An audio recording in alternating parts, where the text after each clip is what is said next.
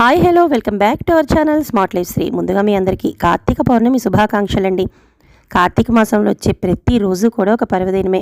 ఇక ముఖ్యంగా ఎక్కువ ఫలితాలను ఇచ్చే ఇలాంటి పర్వదినాల్లో మనం కార్తీక మాసం అంతా పొద్దున్నే 4 గంటలకైతే లేచి ఇంట్లో పనులన్నీ చేసుకుని స్నానం చేసి తులసికోట ముందర అలాగే మన వాకిటి ముందర దీపాలు పెట్టుకుంటాం కదండి.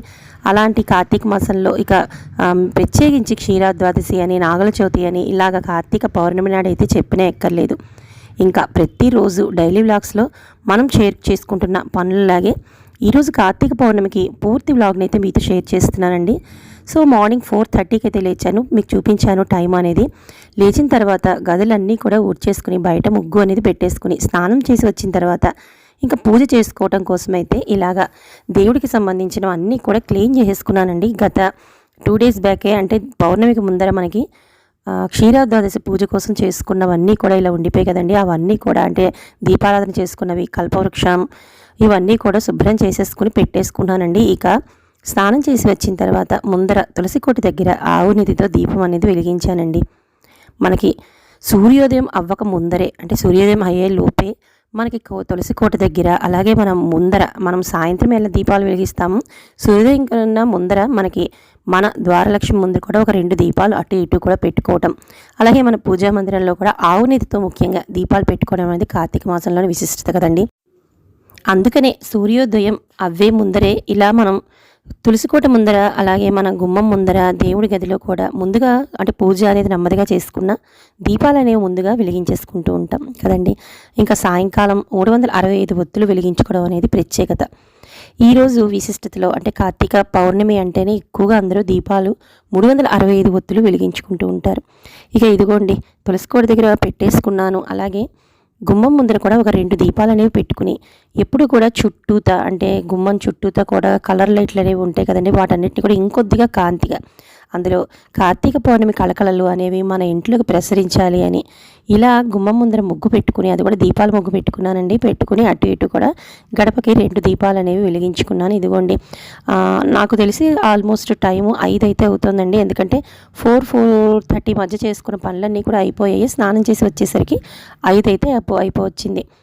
అందుకని గబగబా ముందర దీపాలు అనేవి పెట్టేసుకుని కార్తీక దామోదరుడికి ఒక నమస్కారం అనేది చేసుకుని ఇంకా ఇంట్లో పూజ అనేది ప్రారంభించుకున్నానండి. అందులోనూ ఈరోజు బాక్సులు బిజీ కూడా లేదు, ఎందుకంటే మా పిల్లలతో సహా మా వారితో సహా అందరం కూడా కార్తీక పౌర్ణమి అనేది ఖచ్చితంగా అయితే ఉపవాసం ఉంటాం కాబట్టి ఇంక ఎప్పుడూలాగే హడావిడి లంచ్ బాక్సులు బిజీ అనేది ఇంకా మైండ్లో లేదు కాబట్టి పూజ అనేది చాలా వరకు చాలా ప్రశాంతంగా, అది కూడా అనుకున్న విధంగానే సూర్యోదయం కన్నా ముందరే అయితే ఈరోజు నా పూజతో పాటు అయిపోయింది. ఇప్పుడు కూడా జస్ట్ దీపారాధన మాత్రమే చేసుకుంటాను వెనకాతల పని బిజీ వల్ల. ఇంకా కార్తీక పౌర్ణమికి శివుడు నాకు ఇచ్చిన వరమో ఏమోనండి, హాయిగా పూజ అంతా కూడా ప్రశాంతంగా చేసుకున్నాను. ధూపం వేసుకున్నాను, దీపాలు పెట్టుకున్నాను.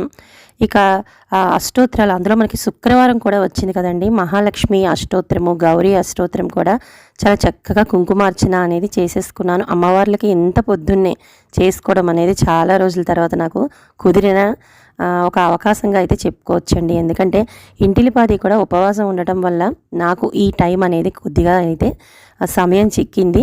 ఇంకా అమ్మవారి అంటే గౌరీదేవి అష్టోత్తరము, అలాగే శుక్రవారం మహాలక్ష్మి అష్టోత్తరం కూడా కుంకుమ పూజతో అయితే చేసేసుకున్నాను. ఇక నెమ్మదిగా సమయం అనేది గడిస్తోందండి. పిల్లలు లేచారు, మావారు లేచారు.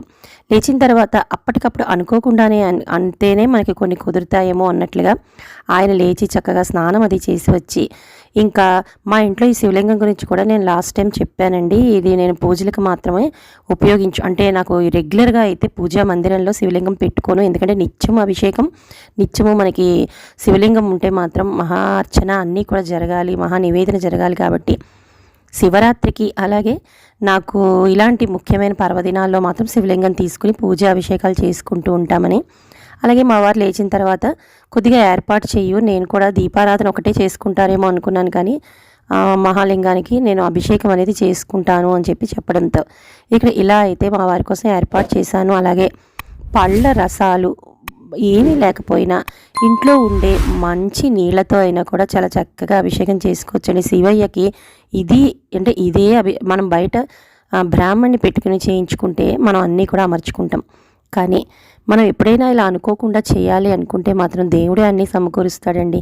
ఇంట్లో ఉండే పాలు, పెరుగు, తేనె, ఆవు నెయ్యి, అలాగే పంచదార, అలాగే ఇంట్లో ఉండే గంగనీరు అంటే మంచినీరు. నేను అప్పుడప్పుడు చెప్పాను ఈ విషయం కూడా.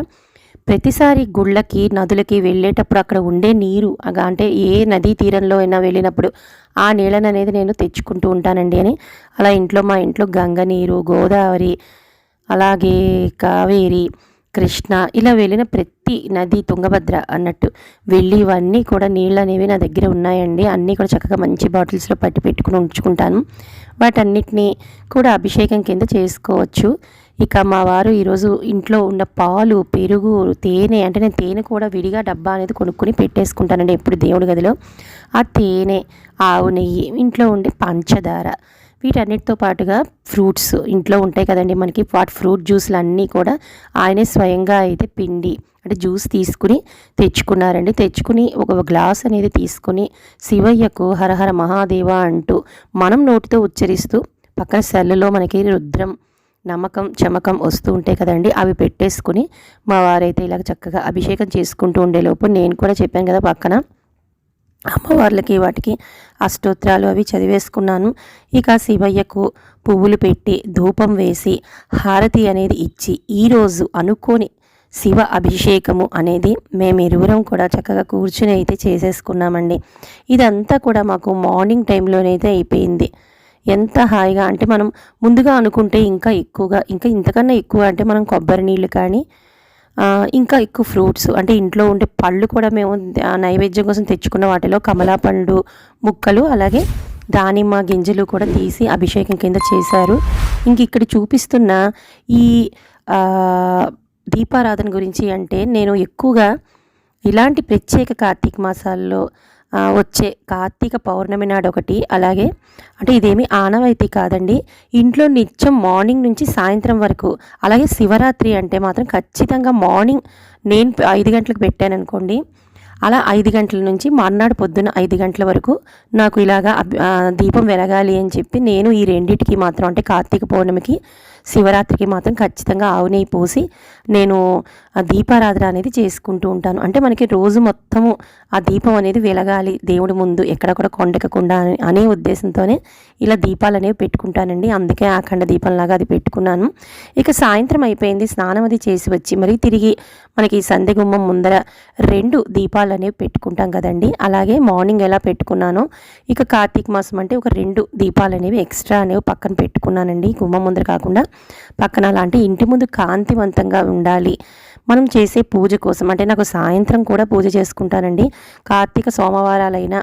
అలాగే అంటే చాలామంది కార్తీక సోమవారాలు ఉపవాసం ఉండి గుడికి వెళ్ళి దీపం అది పెట్టేసుకుంటారు, కానీ నేను మాత్రం ఖచ్చితంగా షోడశోపచార పూజ అనేది చేసుకుంటాను. అలాగే కార్తీక దామోదరుడితో పాటు శివపార్వతులకు కూడా పొద్దున ఎలా పూజ అనేది చేసుకున్నామో అలా పూజ అనేది మళ్ళీ తిరిగి మామిడి కొమ్ములు అవి పెట్టుకుని దండలు వేసుకుని మార్నింగ్ శివయ్యకు అభిషేకం అది చేసాం కదండి, అదంతా కూడా మేము తీర్థం కింద పూజ చేసుకున్నాము. మళ్ళీ తిరిగి స్వామివారిని శుభ్రం చేసుకుని ఇక్కడ మీకు చూపిస్తున్న ఇది ఏంటి అనుకుంటున్నారు కదండి, దీని గురించి కూడా నేను ఒక వీడియో అయితే చేశానండి.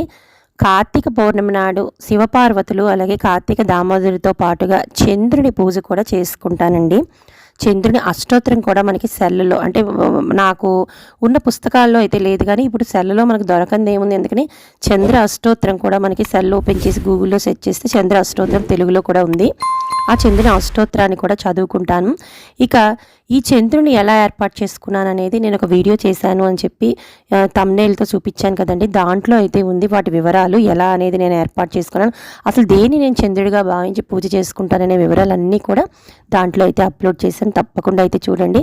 అలా చంద్రుడు తారా శశాంక్ అని అంటామండి, తారా శశాంకుడు రోహిణి ఇలా కలిపిన అమ్మవారులతో కూడిన చంద్రుని పూజతో పాటుగా మన లక్ష్మీ దామోదరుడు అలాగే మన శివపార్వతులకు కూడా పూజ అనేది ఇక్కడ షోడశోపచారాలతో పూజ అనేది చేసుకున్నాను. అంటే సాయంకాలం పూజలో కూడా మావారు కూడా కూర్చుని మళ్ళీ తిరిగి పునః అభిషేకం అనేది చేసుకున్నారండి. పొద్దున్న ఎలా చేసుకోవడం చూపించాను, అలా అన్నిటితో కూడా అంటే పంచామృతాలతోనూ అలాగే పండ్ల రసాలతోనూ కొబ్బరి నీళ్ళతోనూ అభిషేకం అనేది చేసుకుని ఇంకా శుక్రవారం చెప్పాను కదండి, మనకి కామాక్షి దీపం అది వెలిగించుకుంటాం కదా, అలా కామాక్షి దీపాన్ని కూడా అమ్మవారికి వెలిగించి నా పూజ మొత్తము అనేది కూడా ఇలా అంటే మావారితో కలిసి చేసుకున్నానండి ఈరోజు. ఈరోజు.